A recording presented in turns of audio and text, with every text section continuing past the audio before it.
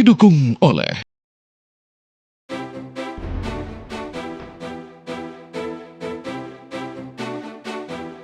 Usai menemui korban banjir di Aceh dan Sumatera Utara, Presiden Prabowo Subianto menggelar ratas di Hambalang membahas penanggulangan bencana.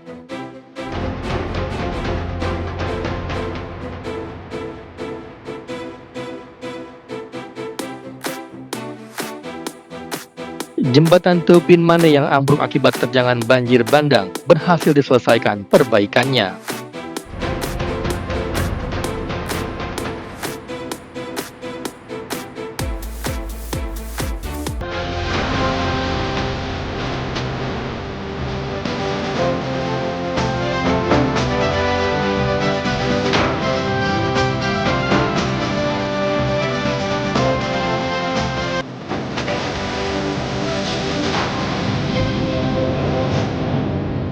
Assalamualaikum, selamat sore pemirsa. Kabar Merah Putih edisi 15 Desember 2025 hadir menjumpai Anda. Saya Sita Paprika akan menemani Anda selama 1 jam ke depan. Dan pemirsa, inilah Kabar Merah Putih selengkapnya untuk Anda.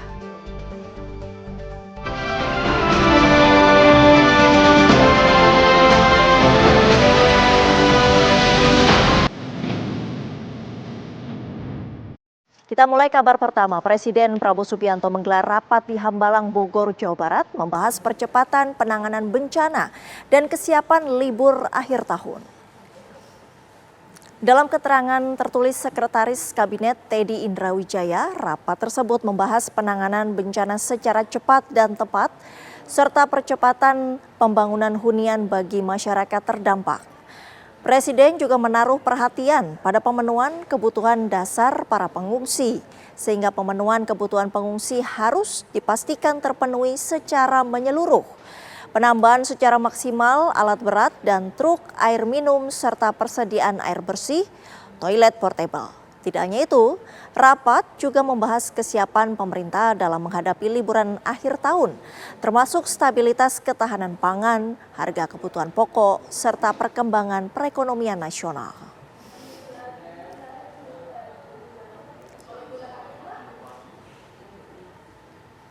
Sebelumnya akhir pekan kemarin Presiden Prabowo Subianto kembali melihat langsung kondisi warga terdampak banjir bandang dan tanah longsor di Aceh dan Sumatera Utara. Prabowo disambut penuh haru, seraya warga juga mengucapkan terima kasih atas bantuan dari pemerintah pusat.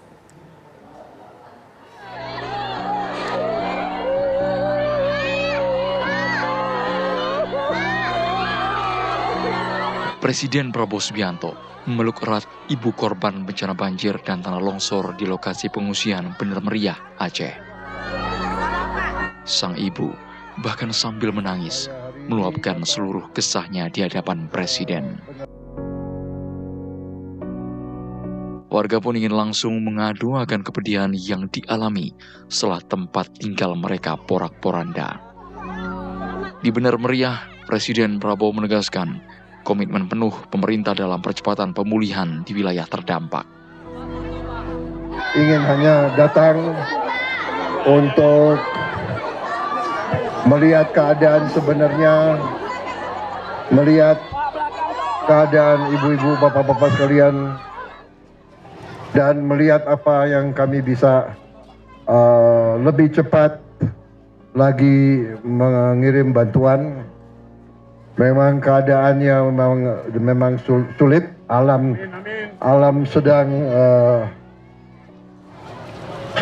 kita harus waspada, tapi percayalah bahwa pemerintah akan bekerja sangat keras, akan berbuat habis-habisan untuk membantu bapak-bapak ibu-ibu sekalian di sini.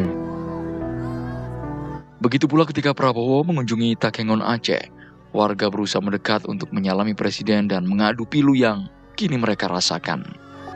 Dalam tenda pengungsian Takengon, suasana penuh haru tampak jelas ketika warga menyampaikan kondisi yang mereka alami dan didengar langsung oleh Presiden.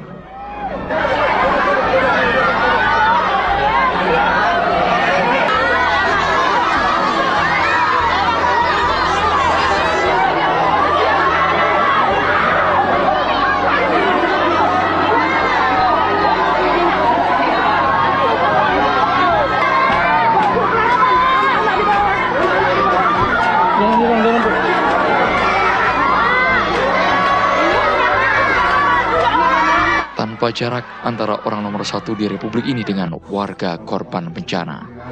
Prabowo pun terlihat hangat menguatkan anak-anak di lokasi. Benar meriah, Takengon hingga Biren telah Prabowo kunjungi untuk memastikan infrastruktur berupa jembatan bisa segera digunakan. Selain mengunjungi Aceh, Presiden Prabowo Subianto juga menyapa warga di posko pengungsian Desa Pekebuan, Tanjung Pura, Langkat, Sumatera Utara pada Sabtu 13 Desember kemarin. Didampingi jajaran Menteri Kabinet Merah Putih dan sejumlah kepala daerah, Prabowo berjanji mengatasi kekurangan air minum dan memperbaiki tanggul yang hancur akibat banjir di Sumatera.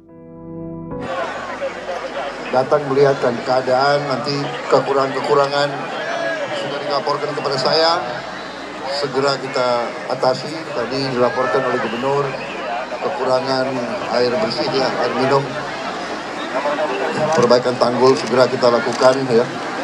Saya akan terus memantau perkembangan. Prabowo juga berkomitmen memantau perkembangan pemulihan penanganan bencana secara berkala. Tim TV One mengabarkan. Usai menggelar ratas di Hambalang minggu kemarin, hari ini Presiden Prabowo Subianto dijadwalkan menggelar sidang kabinet paripurna di Istana Negara. Kita bergabung dengan Fatima Albar yang berada di Istana. Fatima,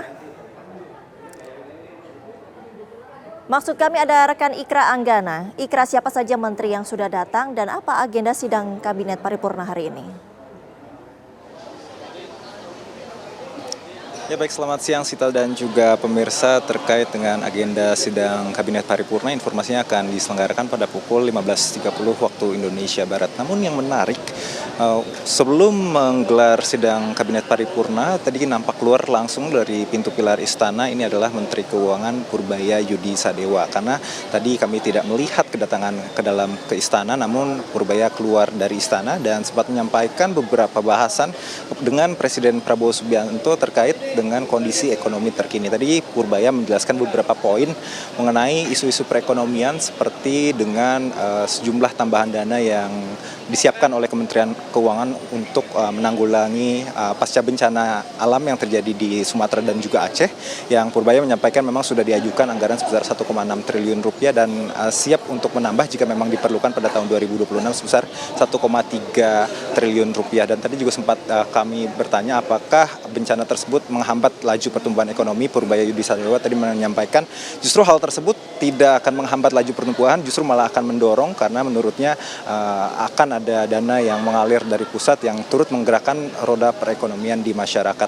Dan sejumlah informasi terkini juga nanti akan disampaikan oleh Purbaya, karena tadi juga kami sempat mengkonfirmasi bahwa dirinya akan datang kembali pada pukul 15.30 untuk datang ke Istana mengikuti agenda sidang Kabinet Paripurna. Dan yang terbaru, Sita dan juga pemirsa, informasinya beberapa saat lagi juga akan dilangsungkan agenda konferensi pers dari Menteri Kehutanan Raja Juli Antoni di pilar Istana Negara Jakarta. Informasinya Raja Juli sedang menuju ke arah istana untuk nanti kemudian sampai menyampaikan sejumlah arahan ataupun poin-poin yang masyarakat butuhkan terkait dengan penanganan kasus bencana alam khusus di Sumatera maupun di Aceh, khususnya terkait dengan kementerian yang dibidanginya. Dan tadi juga sempat jika kami kembali kepada Purbaya Yudi Sadewa, tadi Purbaya juga sempat menjelaskan bahwa kondisi situasi ekonomi terkini ini disampaikan situasi ekonomi secara umum ini membaik, masih ada sedikit kelemahan namun terlihat perbaikan ke depan. Menurutnya sejumlah anggaran ini masih belum sepenuhnya lancar tapi terus dikonsolidasikan untuk dapat terus dialirkan agar perputaran uang terjadi begitu cepat. Tadi juga Purbaya sempat mengatakan terkait dengan instruksi Presiden persiapan menjelang libur Natal dan juga Tahun Baru, ini menyampaikan bahwa pemerintah akan mengumumkan ulang sejumlah insentif yang akan dilakukan jelang libur Natal dan Tahun Baru seperti diskon tarif tol, penurunan harga tiket pesawat dan sejumlah insentif lainnya begitu ya Sita dan juga pemirsa.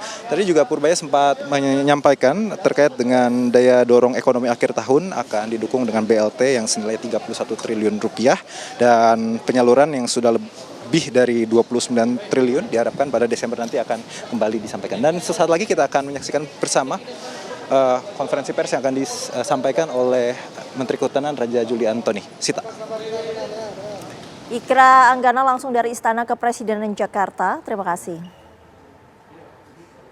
Pemirsa, tim tanggap darurat mengerahkan alat berat untuk menormalisasi aliran Sungai Aek Godang, Tapanuli Tengah, Sumatera Utara. Kabarnya usai jeda.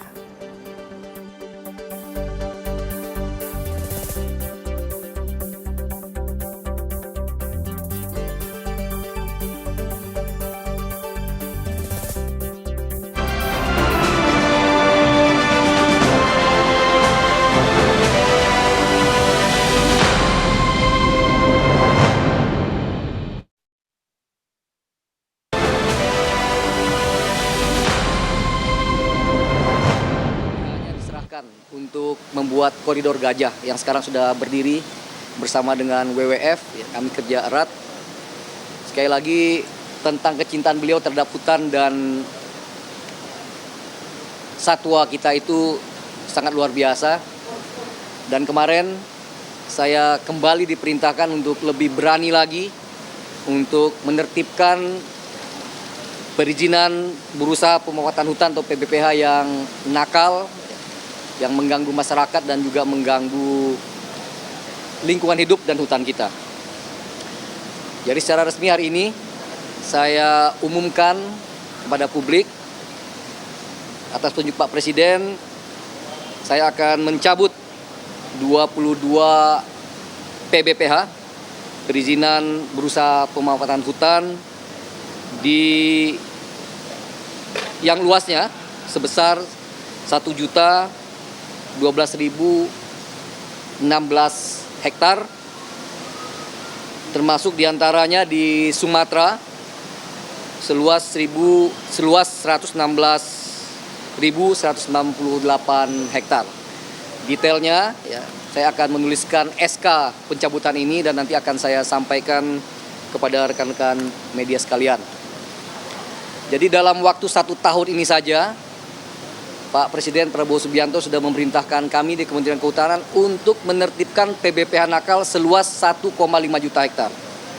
Teman-teman masih ingat pada tanggal 3 Februari yang lalu, ya, saya sudah mencabut 18 PBPH seluas setengah juta hektar.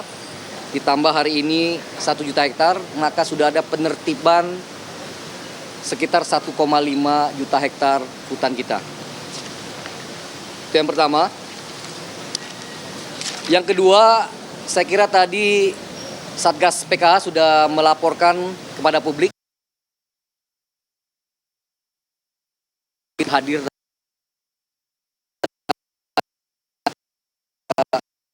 kabar eskrim.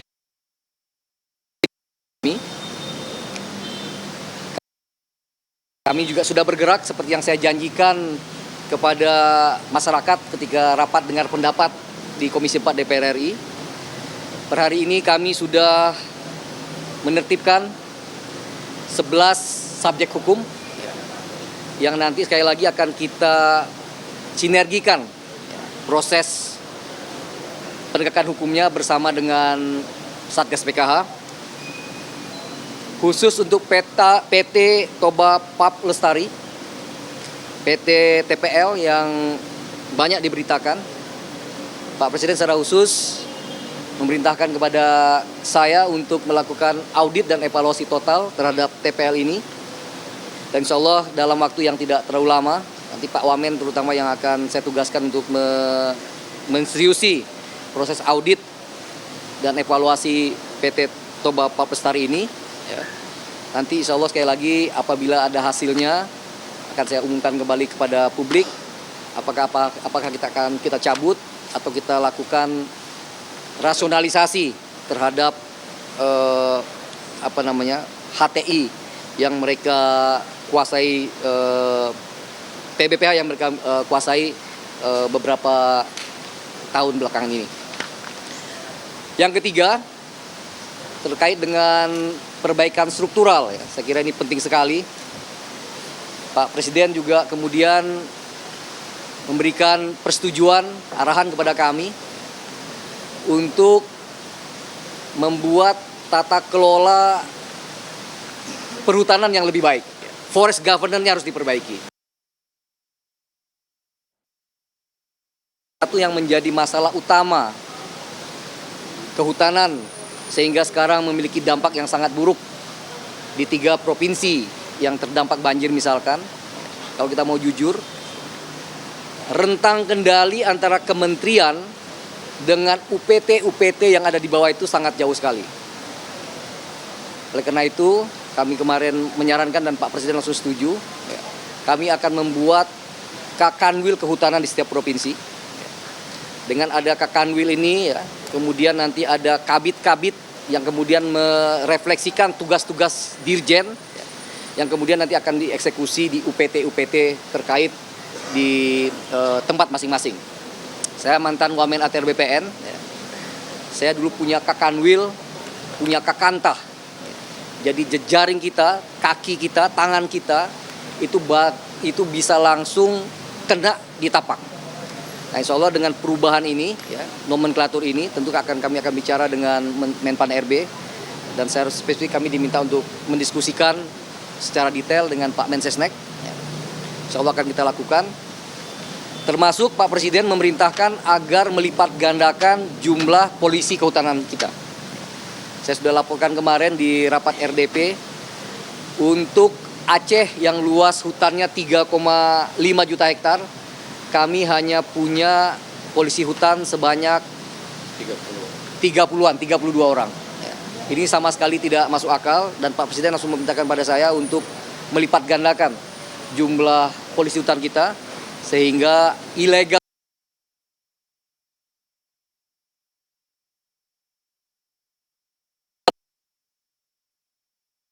dari kami. Dan sekali lagi saya tambah percaya diri bersama rekan-rekan kehutanan karena kami mendapat dukungan moral yang kuat, mendapat dukungan politik yang kuat dari Pak Presiden Prabowo Subianto. Terima kasih. Assalamualaikum warahmatullahi wabarakatuh.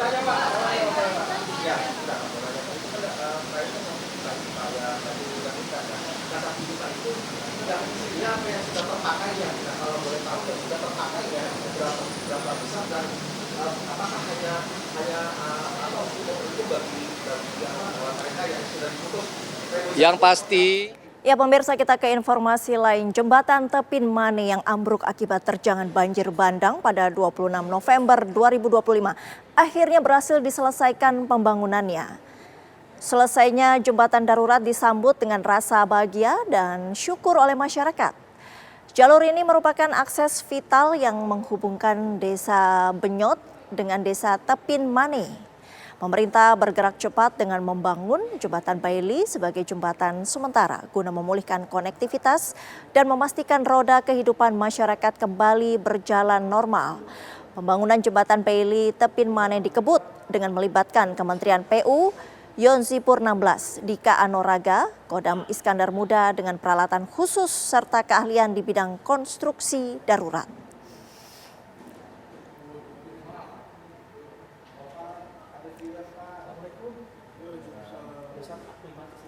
Bisa lewat kami semua, kami senang. Terima kasih Pak ya, bantuannya, atas perhatiannya kami.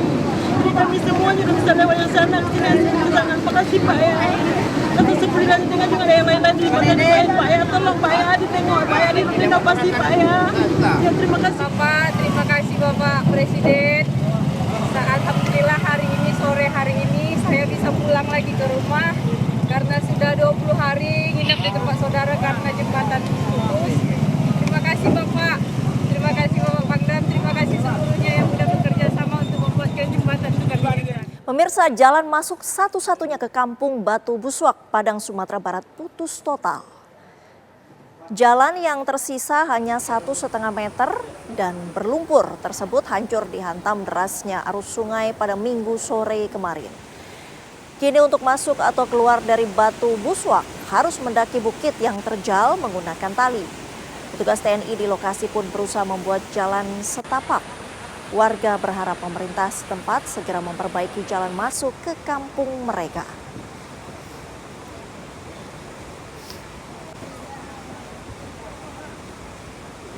Kita bantu dengan penggunaan tali dari satuan supaya masyarakat bisa naik ke atas. Memang tebing ini, lembung bukit ini cukup terjal sehingga harus dibantu pakai tali. Dan untuk memperbarui kondisi terbaru pasca banjir dan longsor di Aceh dan Sumatera Barat, kita bergabung dengan reporter TV One Saiful MDA di Aceh Utara dan Wahyudi Agus di Kota Padang. Kita ke Aceh Utara terlebih dahulu, ada rekan Saiful MDA. Saiful, bagaimana kondisi terkini di Aceh Utara saat ini? Ya baik, pemirsa di rumah, saat ini perlu diketahui bahwa kondisi di Aceh Utara ini mulai agak membaik dengan terhubungnya sebagian wilayah yang sudah kita telusuri, dan namun masih ada daerah-daerah tertentu yang sulit dilalui. Di Aceh Utara sendiri ada sekitar 53 jembatan itu yang putus total, dan yang rusak sedang ada 7, demikian. Dan juga jumlah sekolah yang rusak akibat banjir bandang ini mencapai 271 unit yang rusak berat, sehingga ini masih terlihat kondisinya porak-poranda masuk di lapangan ini. Bahkan tidak ada yang melakukan pembersihan karena saking beratnya lumpur yang ada di lokasi-lokasi tersebut. Demikian. Baik, bagaimana dengan distribusi bantuan untuk warga terdampak di Aceh Utara, Saiful? Apakah sudah maksimal? Ya, untuk distribusi bantuan pangan sendiri ini terus dilakukan baik oleh pemerintah maupun dari pihak kepolisian dan Angkatan Darat juga melakukan pendistribusian hingga malam hari. Dan mereka justru saat ini yang sangat membutuhkan bukan makanan lagi dia sebut, tapi malahan justru ke spray seperti kelambu gitu, untuk menghindari banyaknya nyamuk yang muncul di tempat-tempat pengungsian. Bahkan mereka berharap juga selain kalau misalnya pemerintah bisa menyuplai listrik secepatnya itu lebih baik. Namun bila tidak, ini harus ada alternatif lain dengan memberikan lampu darurat misalnya, sehingga mereka tidak berada di dalam kegelapan begitu. Baik, Saiful MDA, bantuan yang dibutuhkan penerangan ya Saiful di Aceh Utara. Lalu bagaimana dengan di Padang, Sumatera Barat? Kita beralih ke rekan Wahyudi Agus. Wahyudi, bagaimana distribusi bantuan di Padang, Sumatera Barat hingga hari ini?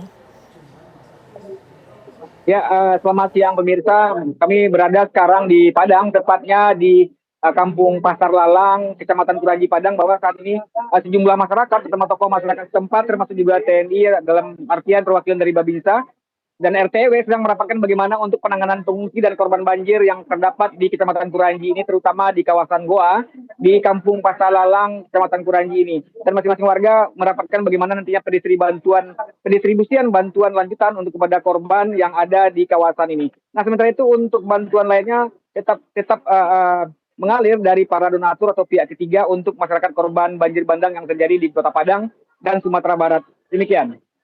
Wahyudi Agus, masih adakah wilayah yang terisolasi di sekitaran Sumatera Barat?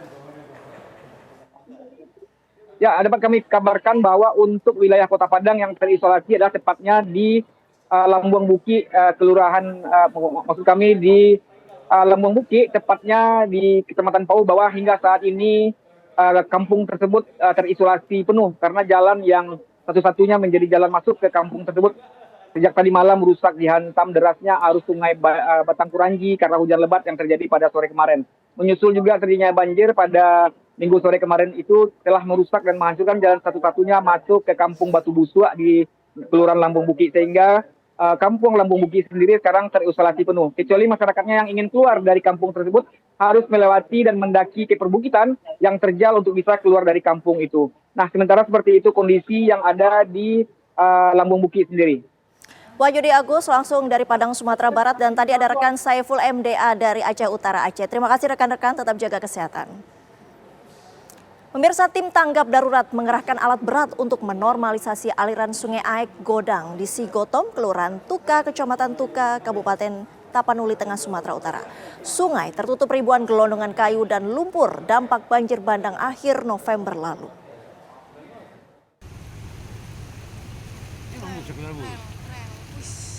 Beginilah kondisi Jalan Tuka di Sigotom, Kelurahan Tuka, Kabupaten Tapanuli Tengah, Sumatera Utara. Jalan sepanjang ratusan meter berubah jadi sungai pasca banjir bandang dan longsor yang terjadi pada Selasa 25 November lalu. Ketinggian air yang mengalir mencapai setengah meter, sehingga mengganggu aktivitas warga sekitar, pejalan kaki, dan pengendara motor, serta mobil pengangkut logistik. Tak hanya itu, puluhan rumah warga yang ada di sepanjang jalan ini juga terus terendam banjir. 3 minggu pasca banjir bandang dan longsor, tim tanggap darurat menurunkan 2 alat berat untuk membersihkan ribuan gelondongan kayu dari aliran sungai Aikodang. Begitu banyak gelondongan kayu serta lumpur yang menutupi aliran sungai Aikodang, sehingga sangat dibutuhkan tambahan alat berat. Wilayah Kecamatan Tuka, Kabupaten Tapanuli Tengah merupakan salah satu kecamatan terparah dilanda banjir bandang dan longsor. Begitu juga jumlah korban tewas, terbanyak di Kecamatan Tuka, sebanyak 32 orang. Rumah warga banyak yang hilang dan hancur tersapu banjir bandang dan longsor pada Selasa 25 November lalu. Ribuan hektar areal persawahan porak-poranda. Begitu juga fasilitas umum, kantor camat, puskesmas, dan sekolah. Dari Tapanuli Tengah, Sumatera Utara, Saren Situmorang, TV One mengabarkan. Pemprov Kalteng kembali gelontorkan bantuan untuk korban bencana Aceh, Sumatera Utara, dan Sumatera Barat. Gubernur Kalteng Agustiar Sabran berharap bantuan senilai hampir 9,2 miliar rupiah tersebut bisa meringankan cobaan masyarakat Aceh dan Sumatera. Pemerintah Provinsi Kalimantan Tengah kembali menunjukkan komitmen solidaritas kepada seluruh korban bencana alam di Aceh, Sumatera Barat, dan Sumatera Utara, dengan kembali memberikan bantuan kemanusiaan senilai hampir 9,2 miliar rupiah. Pelepasan bantuan untuk membantu perjuangan masyarakat Sumatera dan Aceh dalam pemulihan usai diterjang banjir bandang dan tanah longsor dipimpin langsung oleh Gubernur Kalimantan Tengah Agustiar Sabran di kantor Gubernur Kalteng pada Kamis 11 Desember 2025. Gubernur Agustiar Sabran menyampaikan pesan jika bantuan ini merupakan refleksi dari nilai-nilai Huma Betang yang dianut oleh masyarakat Dayak terkait kebersamaan dan solidaritas. Ini adalah bukti bahwa negara ada di negara pemberitaan yang ada di Sumatera. Maka seluruh negara ini dapat sedikit meringankan berbagai dan tempat kemudian di wilayah yang terdampak. Maka saudara kita kekuatan, ketabahan, kesabaran dalam menghadapi cobaan ini. Dan semoga kita dapat segera bangkit dalam kembali hidup yang lebih baik. Agustiar Sabran juga mengapresiasi seluruh unsur Forkopimda dan masyarakat Kalteng yang ambil bagian dalam gerakan kemanusiaan ini. Bantuan dari Pemprov Kalteng ini diharapkan bisa menegaskan semangat persatuan nasional dalam menghadapi bencana besar seperti yang terjadi di Aceh dan Sumatera.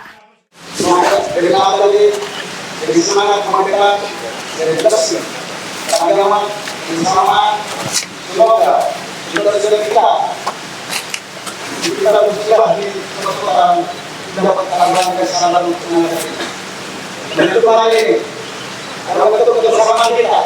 Terutama beliau, mau yang cintai, budaya kita, budaya kita, untuk saudara-saudara Sumatera, Aceh, Sumatera Barat, dan seterusnya.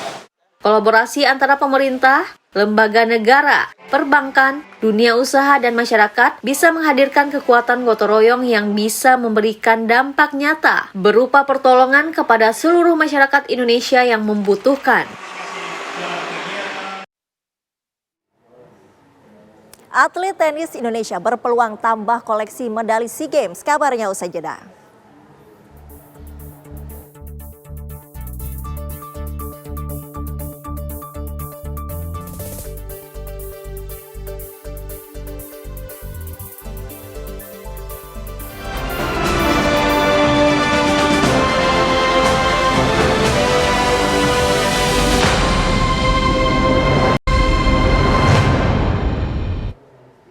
Anda kembali di kabar Merah Putih. Usai menyumbang 2 medali emas SEA Games di kategori beregu putra dan putri, atlet tenis Indonesia kini berjuang untuk kejuaraan individual.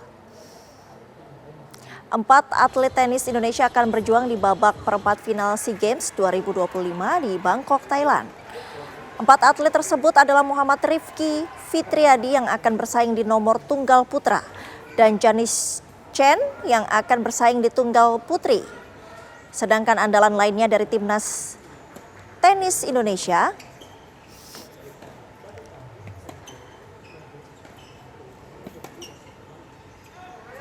adalah ganda campuran Christopher Benjamin Rungkat dan Aldira Suciadi. Sebelumnya timnas tenis Indonesia sudah berhasil membawa pulang 2 emas dari kategori beregu putra dan beregu putri, usai mengalahkan tuan rumah Thailand dengan skor 2-1.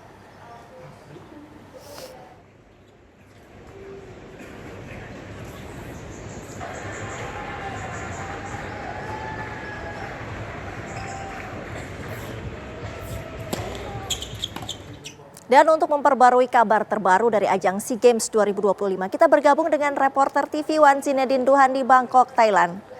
Duhan, apakah hari ini kontingen Indonesia berhasil menambah koleksi medali?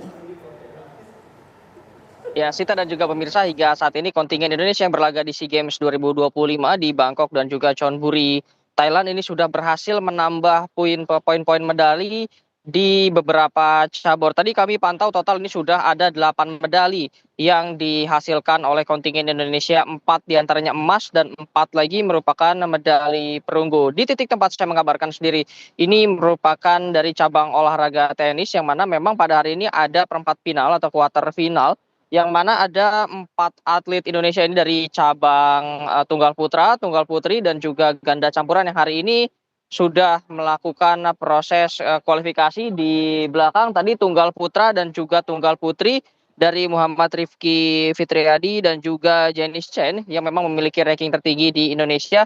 Ini sudah dipastikan akan masuk semifinal besok dan juga berpotensi untuk mendapatkan emas pada kategori individual. Nah, di belakang saya saat ini masih berlangsung match antara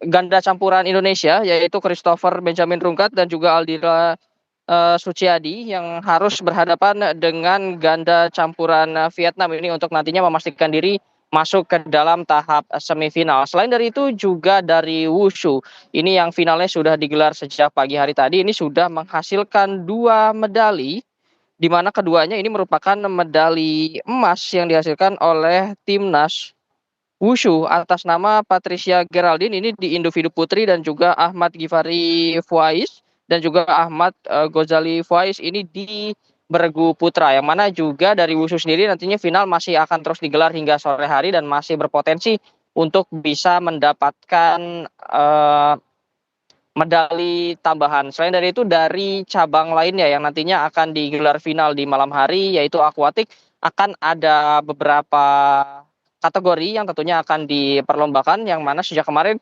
timnas akuatik Indonesia sendiri ini sudah memperlihatkan permainan yang sangat baik, seperti itu cukup mendominasi di beberapa kelas, terutama di jarak-jarak pendek. Memang untuk final di hari terakhir cabang renang ini jaraknya cukup panjang dan juga cukup berat, terutama jika kita lihat harus berhadapan dengan Singapura maupun Vietnam. Namun kami masih akan terus memantau hingga malam hari nanti apakah timnas Indonesia dapat kembali memanen medali sama seperti pada hari-hari sebelumnya. Jika kemarin berhasil mendapatkan sekitar 40 medali dalam 2 hari terakhir ini, selalu per hari 40-40, diharapkan pada hari ini juga dapat mendapatkan jumlah medali yang sama, karena total medali yang sudah diraih timnas Indonesia hingga saat ini berjumlah 152 medali. Ini menempatkan timnas Indonesia berada di posisi 2 overall. Ini tertinggal memang cukup jauh dari Thailand, namun juga terus memperjauh jaraknya dari yang berada di posisi 3, yaitu Vietnam yang hingga saat ini ada 135 medali. Kami masih akan terus memantau bagaimana nanti jalannya SEA Games 2025 di Bangkok dan juga di Chonburi, Thailand. Sita.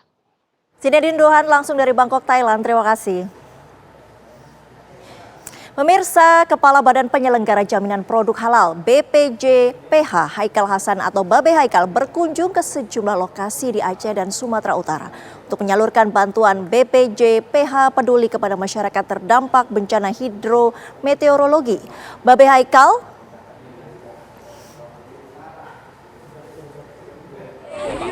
Kepala Badan Penyelenggara Jaminan Produk Halal atau BPJPH, Ahmad Haikal Hasan atau Babe Haikal berkunjung ke sejumlah lokasi di Aceh dan Sumatera Utara untuk menyalurkan bantuan BPJPH peduli kepada masyarakat terdampak bencana hidrometeorologi. Babe Haikal menyerahkan bantuan kemanusiaan sebesar 500 juta yang diterima oleh Sekretaris Daerah Provinsi Aceh, M. Nasir, di kantor Gubernur Aceh. Keesokan harinya Sestema BPJPH Muhammad Akil Ihram juga menyerahkan bantuan BPJPH Peduli di Kabupaten Pidi, Aceh Jaya. Dari Aceh, Babe Haikal langsung berkunjung ke sejumlah lokasi bencana di Medan. Di sana ia juga berkoordinasi dengan Lembaga Pendamping Proses Produk Halal atau LP3H untuk memastikan seberapa banyak ekosistem layanan sertifikasi halal terdampak bencana. Berdasarkan data, terdapat P3H terdampak di Provinsi Aceh sebanyak 2.725 orang, Provinsi Sumatera Utara sebanyak 4.003 orang, dan Provinsi Sumatera Barat sebanyak 2.704 orang. Dalam kunjungannya, Babe Haikal juga meminta ribuan P3H yang ada untuk membantu penanganan dampak bencana alam Sumatera. BPJPH juga telah mengkoordinasikan LP3H yang ada di seluruh Indonesia sebagai wujud kepedulian ekosistem halal kepada masyarakat terdampak bencana. Kabar Merah Putih masih akan kembali usai jeda, tetaplah bersama kami.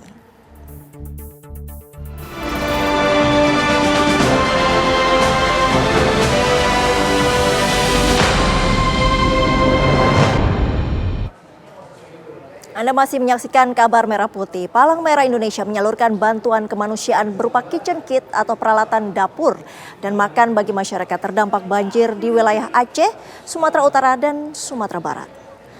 Sebanyak 1.000 paket peralatan dapur ini dikirim secara bertahap menggunakan pesawat kargo yang disewa BNPB mulai Sabtu 13 Desember lalu. Selain peralatan dapur dan makan, PMI juga akan membagikan 10.000 paket kompor gas dan regulator untuk mendukung pemanfaatan perlengkapan tersebut. Dengan bantuan tersebut, para penyintas diharapkan dapat segera memasak makanan sendiri sesuai kebutuhan keluarga masing-masing. Ketua Umum Palang Merah Indonesia Yusuf Kala mengatakan penyaluran paket peralatan dapur ini bertujuan untuk menjaga kemandirian keluarga terdampak bencana.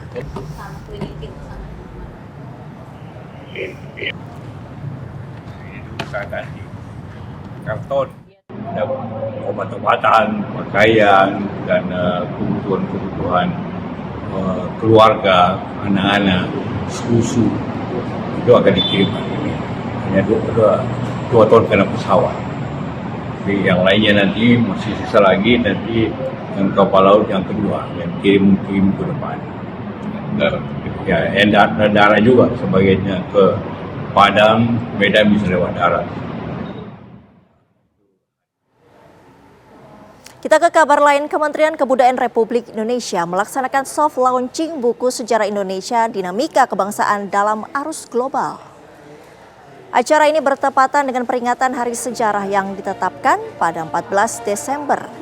Peluncuran dari buku sejarah Indonesia Dinamika Kebangsaan dalam Hal ini menjadi momentum penting sebagai penguatan kesadaran secara nasional dalam merawat memori kolektif bangsa. Penyusunan buku ini merupakan respons nyata pemerintah terhadap aspirasi para sejarawan mengenai perlunya pengayaan penulisan sejarah Indonesia yang sudah cukup lama tak dilakukan secara komprehensif. Dalam proses ini, Kementerian Kebudayaan hanya sebagai fasilitator. Sementara substansi dan metodologi penulisan sepenuhnya ditentukan secara independen oleh tim penulis, editor jilid, dan editor umum. Hal ini dilakukan untuk menjamin otonomi akademik dan objektivitas narasi sejarah yang dibangun.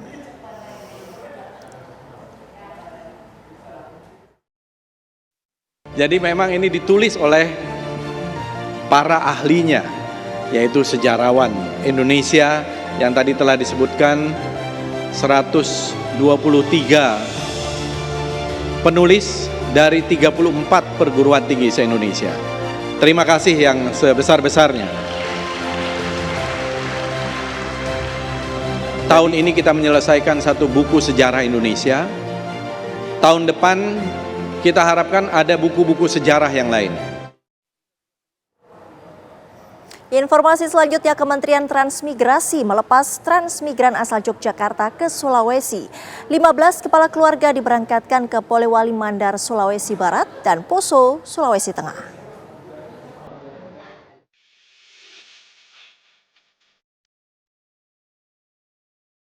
Dalam acara peringatan Hari Bakti Transmigrasi ke-75, Wakil Menteri Transmigrasi Viva Yoga Mauladi melepas transmigran Karya Nusa tahun 2025. 3 kepala keluarga diberangkatkan ke Kabupaten Polewali Mandar, Sulawesi Barat, dan 12 lainnya ke Kabupaten Poso, Sulawesi Tengah. Melalui program ini, pemerintah berharap agar kesejahteraan masyarakat dapat meningkat sesuai cita-cita yang dicanangkan Presiden Prabowo Subianto. Setiap kepala keluarga yang mengikuti program transmigrasi akan mendapatkan fasilitas di antaranya berupa tanah dengan luas mencapai 2 hektar untuk digarap menjadi perkebunan. Pembukaan perkebunan bertujuan menciptakan pusat ekonomi baru yang dapat memberikan keuntungan bukan hanya untuk transmigran, namun juga warga lokal, pemerintah setempat, hingga pemerintah pusat. Oleh karena itu, sebelum diberangkatkan, para calon transmigran asal Yogyakarta diberi pelatihan terlebih dahulu. Ini menjadi bagian dari transformasi transmigrasi yang bukan hanya sekedar memindahkan penduduk, tapi kita akan lebih mengorientasikan kepada peningkatan kesejahteraan masyarakat. Dengan masyarakat yang sejahtera, punya pendapatan lebih baik, maka secara otomatis akan ada peningkatan dan kecukupan gizi dan protein, sehingga akan melahirkan sumber daya manusia yang unggul, yang cerdas, yang bisa memberikan kebaikan buat masyarakat, bangsa, dan negara. Program ini mendapat apresiasi dari sejumlah pihak. Setidaknya ada 50 kepala daerah di Indonesia yang menghendaki daerahnya menjadi daerah tujuan transmigrasi. Para calon transmigran pun memberikan apresiasi terhadap penyelenggaraan program ini karena dapat meningkatkan kesejahteraan hidup mereka. Sebelum ini kita ada pelatihan termasuk dari bidang pertanian, industri dan segala macamnya. Pembekalan juga diberikan oleh dinas juga. Ya, harapannya untuk menjadi lebih sukses dan lebih baik lagi. Selain fasilitas berupa tanah, para transmigran juga mendapat fasilitas rumah beserta perabotnya, genset dan buku. Dari Sleman, Yogyakarta, Arga Dumadi, Valingga Galang, TV One mengabarkan. Kabar Merah Putih masih akan kembali usai jeda, tetaplah bersama kami.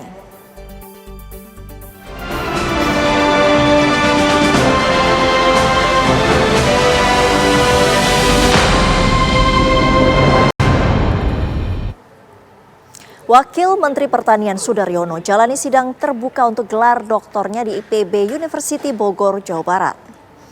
Wakil Menteri Pertanian Sudaryono menyoroti holdingisasi BUMN yang dinilai sudah berjalan di berbagai sektor seperti e-food, IT Food, PTPN Group, dan Pupuk Group. Tantangan saat ini adalah seberapa cepat penyelarasan pasca holdingisasi bisa terwujud.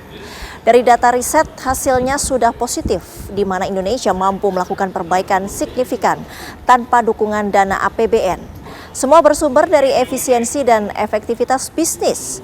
Turut hadir dalam acara ini Menko Bidang Pangan Zulkifli Hasan, Menteri Pertanian Amran, dan petinggi Partai Gerindra lainnya.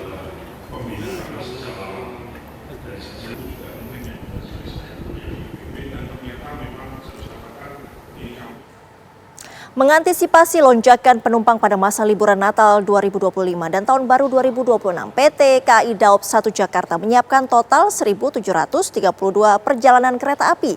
Masa angkutan libur Natal dan Tahun Baru berlangsung mulai 18 Desember 2025 hingga 4 Januari 2026.